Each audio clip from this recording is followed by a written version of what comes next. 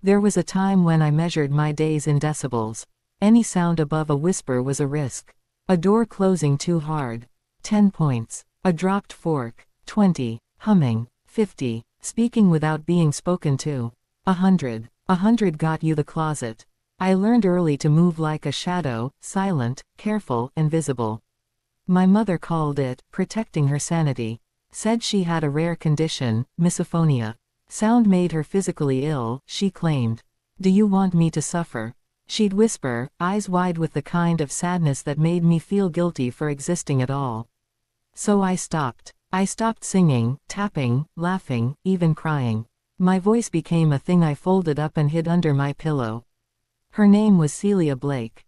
To the outside world, she was a concerned single mother with a tragic burden. To me, she was a master manipulator, an artist of isolation.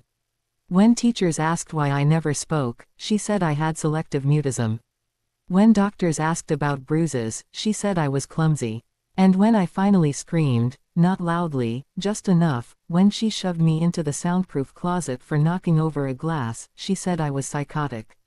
I was 13. That's how I ended up at Whispering Pines Behavioral Center, a private facility tucked into a remote stretch of woodland that no one ever visits unless they're paid to. Celia called it a sanctuary. They'll help you understand how to live in silence, she said sweetly, like it was a gift.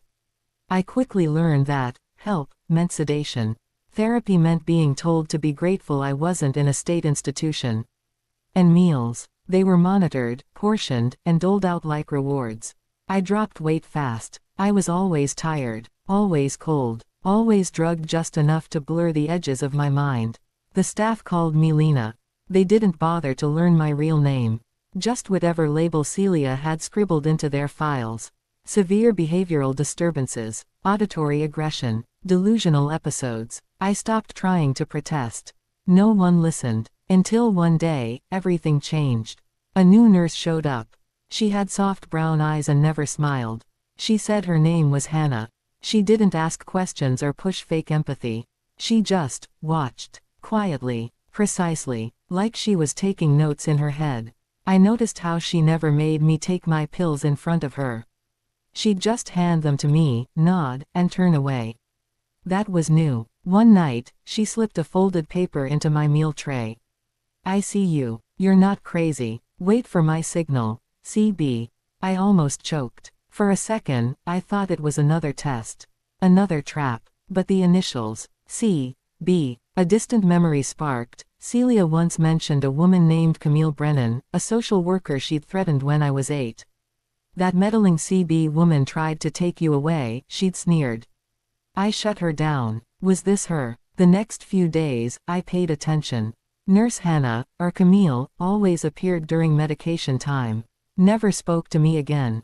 But she positioned herself where the hallway cameras couldn't see me. She seemed to always work the night shifts when staff numbers were low. 3 nights later, everything exploded.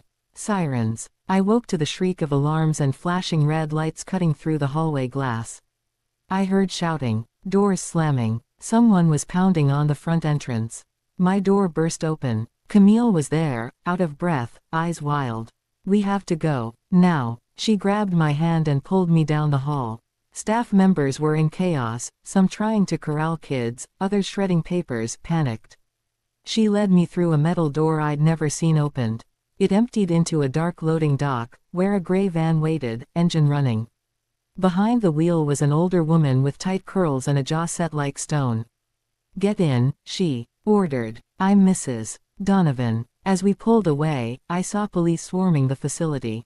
Staff were being led out in handcuffs. Children, dazed and fragile, were wrapped in emergency blankets, being helped into ambulances. They found the soundproof closet, Mrs. Donovan said as we sped off. Camille discovered files your mother tried to bury.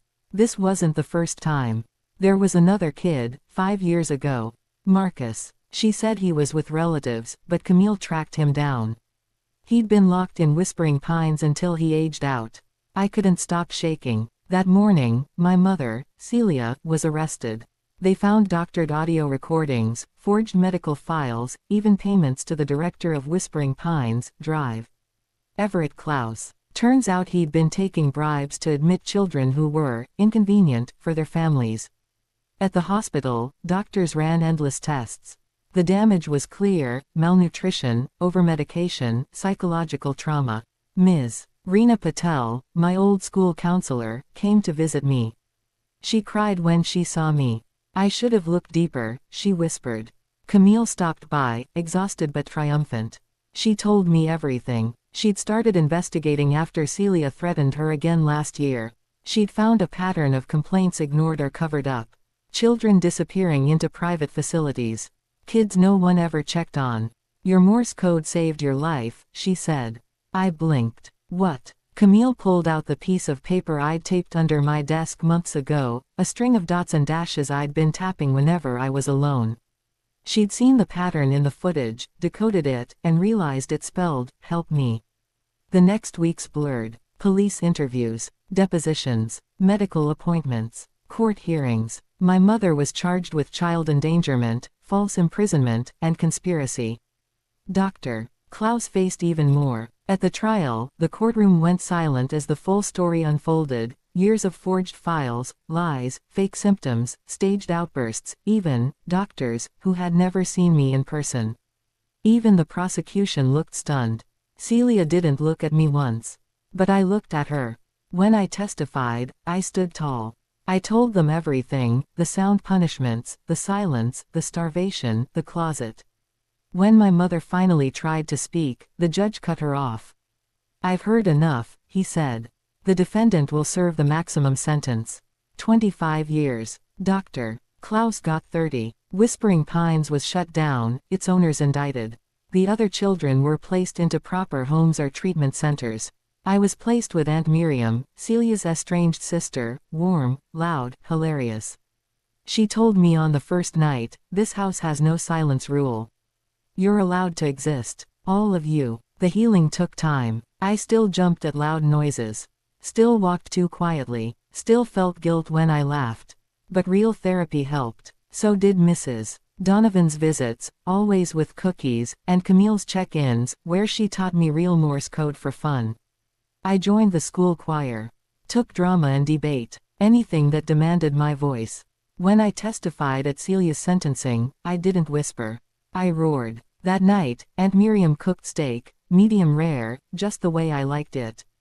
We ate together, laughing loudly, every sound a celebration. I started 10th grade at a new school. Nobody knew what I'd been through. Some kids were confused why I got so happy when I hummed in the hallway. Others noticed I liked tapping my pencil in class. I made friends. I made noise. I lived. On the anniversary of my rescue, I got a letter. It was from Marcus. He wrote, "You saved me, Lena. You ended it. I'm in college now, studying social work. I want to help kids like us." I cried reading it. I wrote back, "I'm thinking about becoming a teacher. Someone who notices when kids go quiet."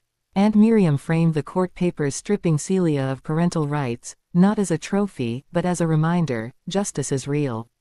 Truth matters. Sound matters. I kept the Morse code book Camille gave me. I used it to pass jokes to friends during boring assemblies. What once saved my life became a language of joy.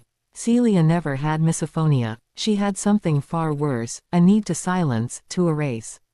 But she failed. I am still here, still speaking, still making noise, still free. And on my 18th birthday, when my friends and family sang loudly, off-key, messy, glorious, I closed my eyes and let it wash over me like sunlight.